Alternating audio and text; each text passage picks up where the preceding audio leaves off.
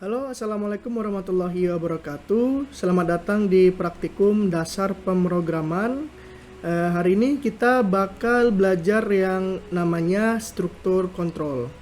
Nah, jadi di materi ini kita bakal memahami ya konsep dari struktur kontrol, konsep pemilihan, serta mengenali statement pemilihan dalam Java. Pada tahu materi sebelumnya, kita biasanya itu menggunakan ini ya, alur sequence yang dimana programnya itu akan dijalankan dari atas ke bawah, sequential ya. Jadi dari 1, 2, 3, 4 dan seterusnya. Nah, contoh ini ya, contoh dari alur sequence atau alur yang kita biasa gunakan. Misalkan in B5, berarti kita punya variabel B ya. Kita punya variabel B, tipe data integer bernilai 5. Nah, kalau kita jalankan ini plus B, artinya kita tambahkan dulu baru ditampilkan, berarti B5 ditambah 1 berarti 6 ya. Jadi hasil awalnya itu 6.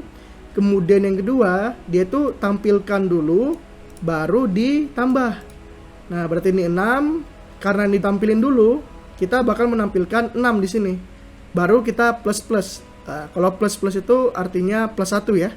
Ini hampir semua bahasa pemrograman biasanya plus 1 itu disingkat jadi plus. Nah, jadi ini 6. Kemudian yang 7, karena ini ada penambahan satu nilai, jadi 6 plus 1 ya, jadi 7. Maka hasilnya itu 667. Nah, ini yang kita namakan alur sequence ya. Jadi dari atas ke bawah. Jadi nggak bisa nih dari 1 tiba-tiba ke 4. Nah, itu nggak bisa ya, karena di sini kita setnya itu langsung gitu ya. Nggak ada istilahnya, nggak ada struktur kontrol di sini. Struktur kontrol itu dibagi dua ya. Ada yang namanya loop atau pengulangan. Jadi bisa saja ada beberapa baris codingan itu bakal diulang terus. Misalkan kita ada 10 baris codingan dan loopingnya itu misalnya 3 baris gitu ya. Di baris ke 3, 4, 5 bisa aja jadi alurnya 1, 2, 3, 4, 5 balik lagi ke 3, 4, 5, 3, 4, 5 dibalik terus gitu ya. Nah, gitu kita menggunakan pengulangan. Kemudian ada struktur kontrol pemilihan percabangan. Jadi ini memungkinkan ada baris yang dilewati atau tidak dijalankan. Nah, misalnya nih, kalian ada 20 baris codingan dan di baris ke-10 itu ada if gitu ya. Jadi, kalau misalkan tidak memenuhi kriteria, itu dia bakal loncat ke baris 15 misalkan. Nah, itu bisa terjadi ya. Ini kita bakal belajar yang namanya pemilihan atau percabangan. Nah, pemilihan tadi ya, memungkinkan ada baris dilewatin. Pemilihan itu ada dua cara di Java. Yang pertama itu ada statement if, klasik ya, if else. Cuma kalau ini spesifiknya if satu aja, berarti kalau itu benar jalankan, kalau tidak berarti lanjut ke blok codingan berikutnya gitu ya. Nah, kalau statement switch case kita bakal belajar di bawahnya. Ini contoh dari if ya, kita bisa lihat flowchartnya. Kalau misalnya kondisinya benar di sini, if true, maka dia akan menjalankan sebuah statement. Kalau kita di Java berarti dia akan menjalankan blok program yang ada di dalamnya. Setelah itu dijalankan, maka dia akan keluar dan melanjutkan ke bawah gitu bacanya sequential. Nah, kalau misalkan ini false kondisinya, dia akan langsung lompat ke berikutnya ya. Jadi misal baris ke pertama, baris kedua, dan ini baris ketiga, jadi dia langsung lompat nih baris 1 ke baris 3 gitu misalkan. Nah, ini ya strukturnya. Jadi ada simbol if, kondisinya. Kondisi ini berarti harus true or false ya. Ya, walaupun kalian menggunakan string, hasilnya itu harus true or false. Misalkan kayak if nama sama dengan Bakhtiar. Nah, kalau misalkan nama ini Bakhtiar, berarti dia akan meng-return true. Nah, berarti dia akan menjalankan perintah yang ada di dalam blok pemrograman ini atau blok program ini. Kalau misalkan namanya bukan Bakhtiar, berarti ini false. Dia akan lanjut ke luar. Berarti dia tidak akan menjalankan blok program di sini. Nah, ini ya, ada catatan, kondisi dalam struktur if dapat berupa kondisi tunggal maupun kondisi gabungan jamak ya. Jadi misalkan kalian if dan kalian mau ngecek misalkan 5 parameter atau 5 variabel. Kalian mau ngecek nama, kalian mau ngecek umur, kalian mau ngecek IPK, itu bisa digabung dengan ini ya tadi ya, ada and, or. Nah, itu kalian bisa gunakan di sini gitu. Nah, misalkan if nama Bakhtiar, terus ada semester, misalkan semester 6. Nah, kalau 2 itu true, berarti dia menjalankan perintah ini. Kalau misalkan dia false, dia berarti dia akan menjalankan yang di luar ini langsung gitu ya, di skip. Oke. Ini ya, penggunaan tanda kurawal dalam ini ya, kurung kurawal dan kurung tutup ini, yang ini itu bersifat wajib jika blok perintah terdiri dari 2 perintah atau lebih. Maksudnya apa, Kang? Nah, misalnya nih, kita bisa lihat di sini perintahnya itu sebaris. Misalkan if nama is equal to Bakhtiar, terus di sini saya set semester sama dengan 6 ya. Itu kan sebaris tuh. Itu kalian bisa saja tidak menggunakan kurung kurawal. Itu nggak jadi masalah kalau misalkan sebaris. Tapi kalau misalkan di sini if nama sama dengan Bakhtiar, semesternya 6, terus universitasnya Pasundan atau Unpas, itu nanti dia harus atau wajib ya menggunakan 2 kurung kurawal. Kalau misalkan tidak, dia bakal error ya. Karena bingung dia. Nanti yang akan dicek itu atau yang akan dijalankan itu hanya baris pertama gitu. Jadi jangan lupa kalau misalkan ada 2 baris perintah ini, kalian harus menggunakan kurung kurawal gitu ya. Cuma kayak kalau misalkan kalian 1 baris juga, terus kalian menggunakan kurung kurawal kayak gini, wah jadi masalah juga gitu ya. Malahan kalau kalian lebih enak sih ya adain aja gitu, biar nggak pusing baca nanti. Biar tahu, oh ini tuh punya si kondisi ini loh gitu. Nah, kemudian kita ada nama if else. Ini sebenarnya lanjutan dari if ya. Jadi kan kalau if benar, kalau salah apa gitu ya. Nah, di sini kita bisa lihat kalau misalnya kondisinya di sini, kalau misalkan true, dia bakal jalanin statement 1, kalau false dia bakal menjalankan statement 2. Nah, setelah statement ini dijalankan, dia bakal ke bawah lagi ya, melanjutkan blok yang di luar ini. Nah, jadi tadi ya, kalau kita lihat di sini true jalanin statement, kalau false lanjut aja ya. Kalau di sini pasti memiliki cabang gitu. Milih antara true atau false. Ini contohnya, if kondisi kurung kurawal, kalau misalkan benar statement yang ini atau kondisi yang ini benar, dia bakal menjalankan yang ini, sedangkan kalau salah, dia bakal menjalankan yang ini. Nah, ini ya, kondisi dalam struktur if else ini tadi boleh jamak. Jadi di kondisi ini kalian bisa mengkondisikan berapa aja sebenarnya. Kan mau 10 kondisi juga nggak jadi masalah gitu. Kalau diceknya banyak ya. Kan kalau kayak login kan ngecek email dan password. Sedangkan kalau misalkan kalian register, bisa saja yang ngecek itu lebih dari 5 misalkan. Kalian ngecek pastikan nama itu nggak kosong, umur itu nggak kosong, email itu nggak kosong, itu bisa saja gitu ya di kondisi ini. Jadi boleh. Untuk kurung kurawal tadi ya sifatnya kalau cuma sebaris gini ya, itu kalian boleh nggak menggunakan ini tanda kurung kurawal ini. Cuma kalau misalkan ini lebih dari 2 baris ya perintahnya, itu wajib menggunakan kurung kurawal gitu, atau enggak nanti tadi error ini malahan. Ini tadi ya yang multi syarat, kalian harus ingat ini ya, ini bisa dibilang fundamental dari programming. Kalian mau ke arah manapun programming, kedua ini pasti ada, saya jamin itu. Ada yang namanya and dan ada yang namanya or. Kalau and berarti kedua syaratnya itu harus true. Misalkan if username admin dan password admin, kedua ini harus memenuhi tadi ya kriteria yang sudah kita tentukan. Kalau misalkan username-nya bukan admin, ya berarti false ya, karena ada satu yang salah. Nah, jadi yang penting and itu keduanya itu benar ya. Kita bisa lihat sini true hasilnya true false, ini harusnya false ya. Ini sepertinya ada salah di modul ya. Jadi kedua ini harus benar ya. Kemudian false true ini juga seharusnya salah ya. Jadi karena ada salah satu yang salah. Dan kalau yang false ini udah jelas salah dua-duanya. Jadi intinya kalau and itu dua-duanya harus menghasilkan nilai true, itu baru benar. Untuk or itu salah satu saja. Jadi misalkan kalian punya 10 syarat, kalau ada satu syarat di situ yang benar, itu dia hasilnya true. Tapi kalau misalkan semua salah, berarti hasilnya false. Nah, ini penting ya, diingat. Nah, kemudian di sini kita ada namanya if else. Nah, di sini ya kita bisa lihat kalau dia misalkan kondisi pertamanya true, dia bakal menjalankan statementnya. Sedangkan kalau false, dia bakal lanjut ke pengecekan kedua. Ya, ini contohnya ya. Jadi kalau misalkan if nilai di atas 90, misalkan hasil akhir A misalkan. Terus else if nilai di atas 80 dan di bawah 90. Nanti di sini hasilnya B. Itu kalian bisa menggunakan tuh ya. Nah, kalau misalkan kedua ini false, baru dia akan menjalankan fungsi terakhir. Nah, ini kalian bebas ya, mau if else berapa banyak pun boleh.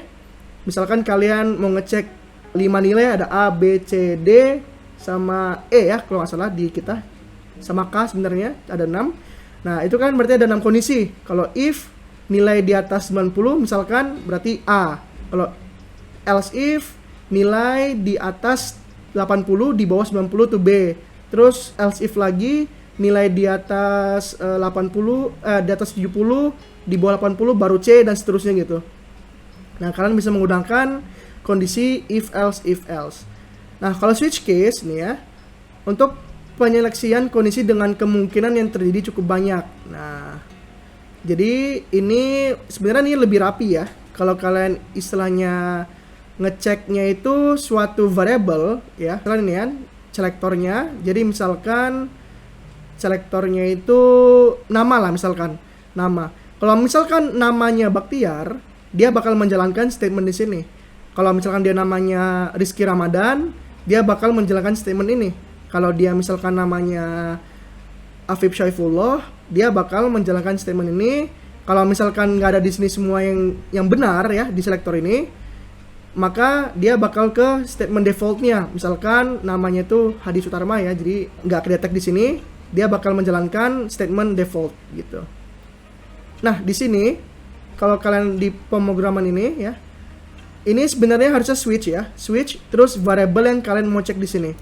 Nah kalau misalkan switchnya misalkan variable nama ya, nah misalkan switch nama terus di sini ada case, misalkan case kutip Bakhtiar. Nah jadi selama variable nama tadi adalah Bakhtiar, maka yang akan dijalankan adalah pernyataan satu. Nah kalau misalkan yang kedua ini case Rizky Ramadan, maka dia akan menjalankan pernyataan kedua, dan seterusnya ya. Ini kalian bisa mau berapa banyak pun boleh. Kalau misalkan dari semua ini ya, dari pilihan 1, 2, 3 sampai 100 misalkan, dan nggak ada yang benar, maka yang akan dijalankan adalah defaultnya. Jadi ini istilahnya harapan terakhir ya. Kalau misalkan ini nggak ada yang benar, ya udah kita jalanin ini aja gitu. Nah ini di bos ini ada latihan. Jadi di latihan ini kita baru masuk ke ini ya, yang dasar. Sepertinya kalau misalkan nilainya di atas 90, baru dia menampilkan ini. Berarti kalau dia tidak ada di atas 90, maka dia akan nge-skip ke bawah sini ya. Nah, kemudian latihan kedua, ini sama konsepnya, cuma kita ada fungsi atau baris else ya. Jadi kita ada true and false. Kalau nilainya di atas 60, maka lulus. Kalau dia di bawah 60 ya, berarti dia bakal menjalankan statement false yang ini. Anda harus mengulang. Untuk latihan ketiga, ini kita menggunakan tadi ya, jamak ya. Ada lebih dari satu kriteria gitu yang harus benar. Jadi nama itu harus admin dan password itu harus rahasia. Nah, di sini kalian perhatikan ada yang namanya equals, ignore case, dan equal. Sebenarnya bagusnya itu kalau kalian mau mengecek apakah sebuah string itu sesuai dengan yang kita inginkan, kalian menggunakan yang namanya equals dan equals ignore case. Nah, jadi di sini names.equals ignore case, dari namanya aja berarti kita nggak memperdulikan huruf besar kecil. Kalau misalkan kita menggunakan yang equals, berarti huruf besar kecil harus sesuai. Misalkan nih, nama equals ignore case admin. Kalau misalkan kita input namanya itu admin dengan A gede, itu dia bakal jalan juga, nggak jadi masalah. Tapi kalau yang passwordnya kita input rahasianya R ya kecil, itu dia tidak akan meng-return true ya, karena ini jadi false. Karena beda, kita menggunakan rahasia yang R-nya kecil. Nah berarti kalau misalkan ada salah satu yang salah, dia bakal menjalankan fungsi yang terakhir ini yang salah ya. Nah, yang blok pemrograman terakhir nih. Kemudian di latihan ini kita ngecek sama ya, tapi ini kita ngecek ya jenis kelamin. Kalau misalkan antara L laki-laki dan P perempuan. Kalau misalkan di luar, ya kita bingung nih ya, maaf jenis kelamin Anda apa gitu. Kemudian di latihan 5, nah ini yang tadi saya bilang ya, yang saya tadi berikan contoh, if else, tapi ini kita mau ngecek nilai ya. Kalau misalkan nilainya di range berapa, kita mau output apa gitu. Misalkan kayak ini nih, untuk nilai di atas 85 dan di bawah 100 atau di bawah sama dengan ya, ini ada sama dengan, berarti 85 sampai 100, berarti kita mengoutput ke user bahwasannya mereka lulus dengan grade A. Tapi selain dari itu ya berarti grade B, grade C, grade D, grade E menyesuaikan ya. Tapi kalau nilainya di bawah 0 atau di atas 100, misalkan nilainya -1 dan nilainya 101. Nah, itu nanti dia bakal mengoutput nilai antara 0 sampai 100 gitu ya. Tapi ini ya kalau saya lihat, nanti kalian silahkan coba. Tapi ini walaupun kalian bakal mengoutput nilai di atas 101, nanti yang hasilnya itu bakal ini ya gagal ya. Nah, mungkin dari kalian lihat udah tahu kenapa ya. Soalnya di sini kita bisa perhatiin, walaupun nilainya di bawah 0 dan di atas 100, dia bakal tetap menjalankan blok pemrograman berikutnya gitu ya. Kan di sini kan dia cuma mengoutput warning gitu, istilah warning ke usernya. Cuma tidak ada tindakan seperti menyentuh pemrogramannya atau programnya atau apa gitu, nggak ada ya. Jadi misalkan nilainya di bawah 0, misalnya ada orang iseng gitu ya, input nilainya -1, ya udah dia bakal ini dijalanin, yang blok ini jalanin, terus dia bakal nge-skip ke yang ini. Kenapa? Karena ya dari semua ini nggak ada yang benar kan. If ini salah, else if ini salah, else if ini salah, else if ini salah, ya udah berarti dia bakal mengoutput gagal dan grade-nya E. Walaupun nilai kalian 200, ya kalian tetap gagal gitu ya di sini. Nah, kemudian yang latihan 6 itu kita menggunakan switch ya, switch case. Nah, ini tadi yang benar, yang di atas tadi itu ada keliru ya. Nah, jadi switch grade ini apa yang kita mau cek ya variabelnya. Nah, misalkan switch grade berarti grade itu string. Kalau misalkan A berarti kita mengoutput ke user angka mutunya 4, kalau B itu 3, C itu 2, D itu 1, dan kalau nggak ada yang benar dari sini ya. Misalkan switch grade-nya itu Z, ya walaupun nggak ada Z ya, dia bakal ke default. Jadi apapun yang nggak ada di sini A, B, C, D berarti di luar itu dia akan menjalankan default. Nah, bedanya if sama switch, kalau if kalian perhatiin, kalian bisa kayak range gini ya. Jadi selama di bawah 0 atau nilainya di atas 100 dia bisa. Cuma kalau switch kalian nggak bisa melakukan yang kayak gini. Nah, kita kalau yang switch itu kita harus tahu gitu ya, grade ini kira-kira ada apa aja gitu. Jadi nggak bisa dalam kondisi range seperti ini. Kemudian ini ada tugas. Jadi tugasnya itu kalian membuat ini ya, pseudocode atau flowchart. Jadi kalian boleh pilih ya. Kalau pseudocode berarti kalian istilahnya menggunakan bahasa manusia. Kalau flowchart berarti yang kayak gini ya, ini flowchart. Kemudian kalian akan membuat yang namanya body mass index. Kan di tugas sebelumnya kalian udah membuat yang namanya BMI, tapi di sini kita menambahkan ya fitur di dalam BMI kalian. Nah, jadi di dunia pemrograman itu bisa saja kita mengupdate program yang sudah kita buat gitu. Jadi alangkah baiknya kita menyimpan semua program yang pernah kita buat sebagai artefak. Mungkin aja di program baru kalian akan menggunakan istilahnya file-file lama gitu ya, karena mungkin file lama itu bakal mempersingkat waktu kalian. Nah, itu jadi diharapkan untuk menyimpan itu. Nah, misalkan BMI-nya terletak pada 25 atau lebih, maka resiko yang lebih tinggi terhadap penyakit jantung ini ya, ini apapun ini, dan beberapa tipe kanker dan diabetes level 2. Jadi kalian output ini ya. Jadi kita mengoutput ke user bahwasannya dia punya resiko penyakit. Nah, kalau misalkan BMI di bawah 18, berarti dia itu beresiko terhadap osteoporosis atau pertanda kesehatan badan tidak baik. Jadi maupun di atas 25 maupun di bawah 18, dua-duanya tidak baik gitu ya. Nah, disarankan apabila BMI Anda melebihi 27 atau kurang dari 18, sebaiknya Anda minta saran dari dokter. Nah, jadi kalau misalkan BMI-nya udah lebih dari 27, atau di bawah 18, kalian tampilkan ke user bahwasannya kita meminta dia tuh untuk ke dokter. Kita menyarankan dia ke dokter gitu. Kemudian tugas kedua, ini ada jam Sunda. Jadi program akan meminta user menginput angka dari jam yang disebutkan. Misalkan usernya menginput jam 15, berarti yang nampil bakal ini ya. Kalau dia usernya nampilin jam 6, berarti yang nampil ini. Nah, ini kalian bisa menggunakan switch. Ini sebenarnya kalian bisa menggunakan if atau switch ya. Cuma dalam kondisi ini switch yang lebih jelas gitu ya. Karena kita tahu nih nilai inputnya apa dan hasilnya apa. Udah jelas nih kan? Kalau misalkan nilainya 1 itu adalah ini, berarti ya outputnya ini, udah jelas gitu.